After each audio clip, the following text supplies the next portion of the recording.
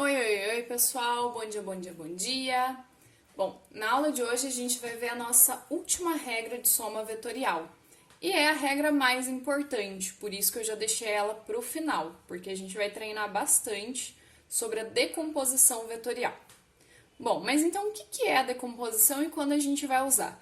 A vantagem dessa regra é que ela vai ser usada em qualquer caso, tá?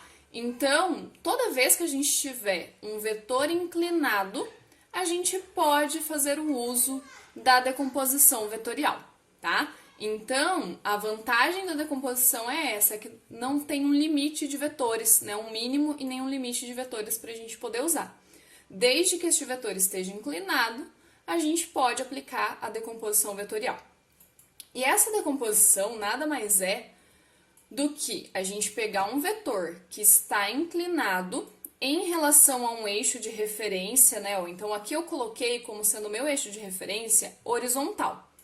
E em relação a esta horizontal, o meu vetor tem uma certa inclinação, beleza? Ele forma um ângulo com a nossa horizontal, beleza? Toda vez que isso acontece, né, então que eu tenho um vetor inclinado, essa é a definição, né, de um vetor inclinado, um vetor diagonal, ele é aquele que forma um ângulo com um eixo de referência horizontal ou vertical, eu posso aplicar então a decomposição para expressar este vetor inclinado. Como assim? Lembra que quando a gente trabalhou com dois vetores que formavam 90 graus, a gente podia juntar esses dois vetores através de Pitágoras para achar o nosso vetor resultante, que seria esse vetor diagonal? Então, aqui é mais ou menos a operação contrária ao que a gente fazia antes. Antes nós tínhamos os dois vetores formando 90 graus e a gente queria encontrar esse vetor diagonal. Agora, nós vamos aplicar a decomposição vetorial na situação inversa, que é quando nós temos o valor do nosso vetor inclinado, do nosso vetor diagonal, e nós queremos encontrar os valores desses dois perpendiculares que formam esse diagonal, beleza? Então, a gente vai realmente fazer a operação contrária, tá? Então, agora nós queremos descobrir tanto o valor de AX quanto o valor de AY, beleza? Nós não temos essas informações, nós temos só o valor do nosso vetor resultante, beleza? Que nesse caso é o nosso vetor inclinado. E a decomposição se baseia então em encontrar as componentes horizontal e vertical que descrevem o nosso vetor diagonal, beleza? Eu costumo brincar que físico não sabe trabalhar com vetor inclinado. Então, toda vez que a gente tiver que trabalhar com esse vetor inclinado, a gente vai transformar ele em coisas que a gente sabe trabalhar, que é horizontal e vertical, beleza? Então, ó, como que a gente vai proceder para encontrar esses valores de AX e AY?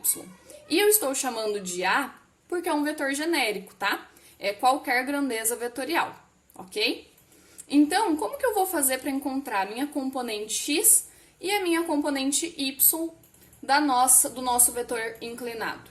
Bom, a gente vai prosseguir bem parecido com quando a gente definiu o vetor resultante por Pitágoras. Lembra que eu posso transladar os vetores? Eu posso colocar eles em outras posições, desde que eu não altere a direção e o sentido nem o valor? Então é isso que a gente vai fazer aqui. Eu vou, novamente, pegar a minha componente Y, que eu sei que existe para formar esse vetor diagonal, e eu vou colocar ela aqui, ó, beleza? E a componente horizontal eu vou manter na mesma posição, beleza? Porque, de novo, da mesma maneira que quando nós tínhamos os dois perpendiculares, traçando aqui essas linhas pontilhadas, a gente podia encontrar o vetor resultante, agora que nós temos o vetor resultante, nós podemos traçar essas linhas pontilhadas para achar as componentes, beleza? Então, ó, quando eu coloco o meu AY nessa posição aqui, eu consigo fechar o meu triângulo retângulo, não consigo? E eu sei que existe um ângulo em relação, nesse caso, à horizontal que eu estou colocando como referência para saber a inclinação desse vetor A. Então, eu vou agora, usando essa geometria do nosso triângulo retângulo, encontrar o cateto AY e o cateto AX, beleza?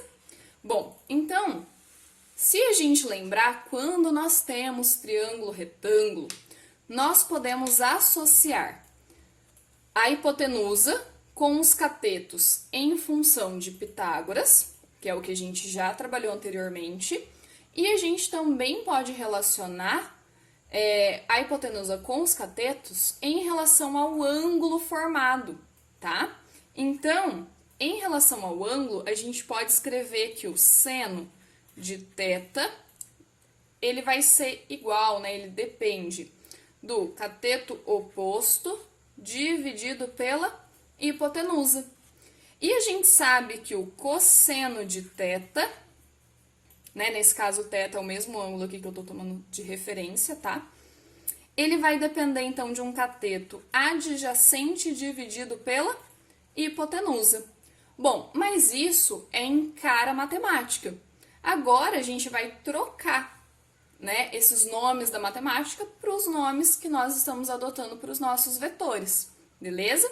Então, ó, quem que é o meu cateto oposto desse triângulo? É aquele que está de frente ao ângulo. Então, nesse caso, o meu AY é o meu cateto oposto.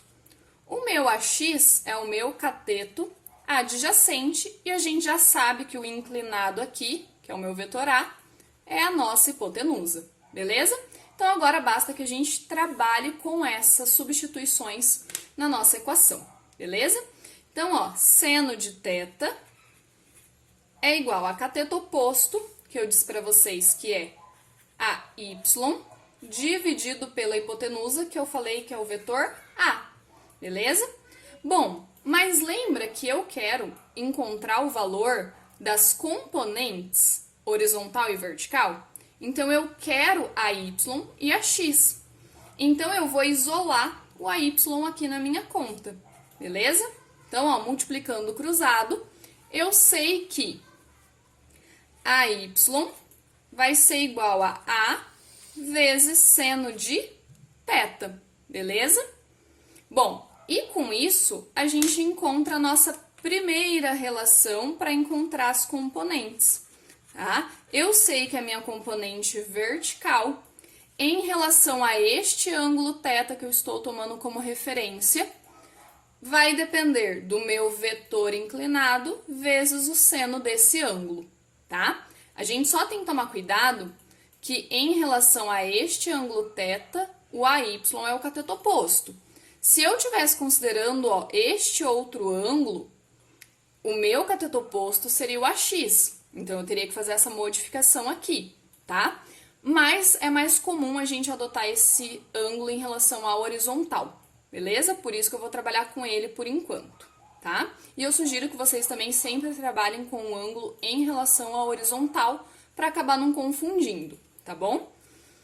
Bom, e agora a gente vai fazer a mesma ideia para o cosseno, tá? Então, a gente sabe que o cosseno de θ vai ser o cateto adjacente, que é o nosso AX, dividido pela hipotenusa, que é A. Quando eu isolar aqui, ó, o AX, né, multiplicar cruzado, ele já fica isolado. Eu sei que o meu vetor AX, que é a componente horizontal, vai ser o vetor inclinado vezes o cosseno do ângulo que eu estou tomando como referência, beleza? E com isso, ó, nós descobrimos uma equação para calcular a componente vertical e a componente horizontal do nosso vetor inclinado, beleza? Então, sempre respeitando este ângulo de referência com a horizontal, a gente pode assumir que y é seno, x cosseno, tá? Eu costumo brincar assim para vocês lembrarem mais fácil dessa relação.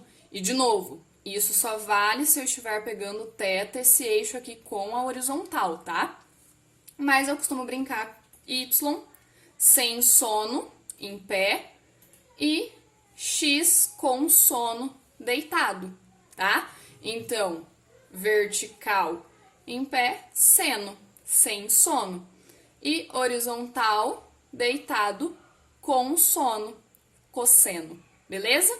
Então, só para vocês lembrarem aí de uma maneira mais rápida, né, quando que vai ser seno e quando que vai ser cosseno, beleza, pessoal? Bom, então essa foi a explicação da decomposição vetorial. Até o próximo vídeo.